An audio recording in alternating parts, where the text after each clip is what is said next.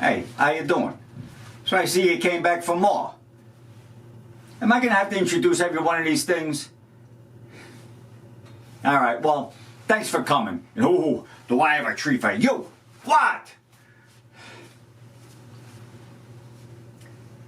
So what? It's wrinkled. As I was saying,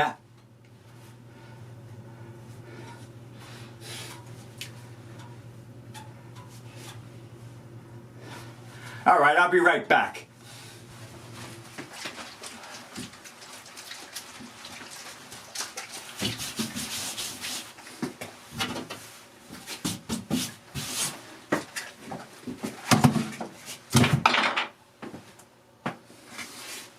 Well, that's about the best I can do. This next clip is a Shakespeare monologue I've been working on. And I know everyone says, Shakespeare, ooh. Well, let me tell you something. I didn't like Shakespeare till I started studying it. And I still don't like it. In fact, I wish he was still here so I could tell him. But he isn't, so I can't.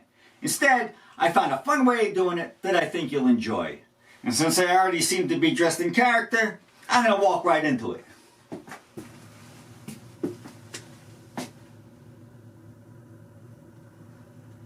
How you doing? In an effort to legitimize ourselves and become a little more mainstream, I'm gonna do Hamlet. Relax. Gonna recite Hamlet, Act 3, Scene 1. I'm Hamlet.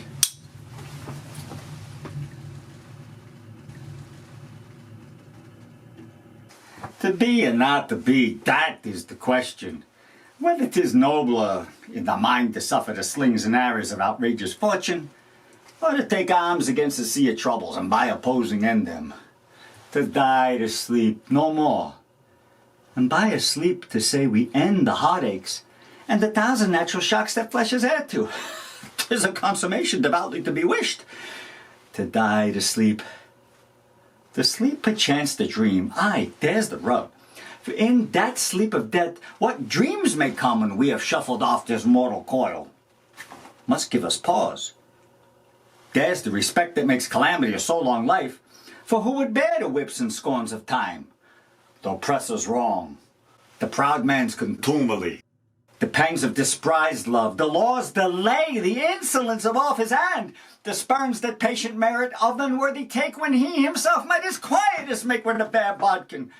And who would these fardels bear to grunt and sweat under a weary life, but that the dread of something after death, the undiscovered country from whose bourne no traveller returns, puzzles the will and makes us rather bear those ills we have than fly to others we know not of.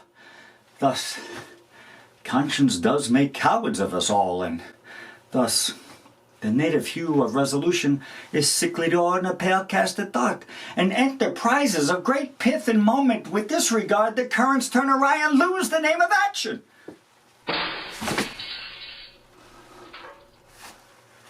Soft you now to fair Ophelia, nymph and Diorisons, be all my sins remembered.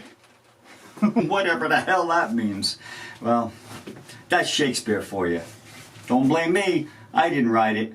Thanks for listening.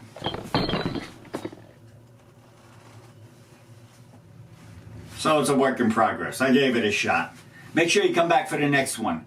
In the meanwhile, get up off the couch and sleep in your bed.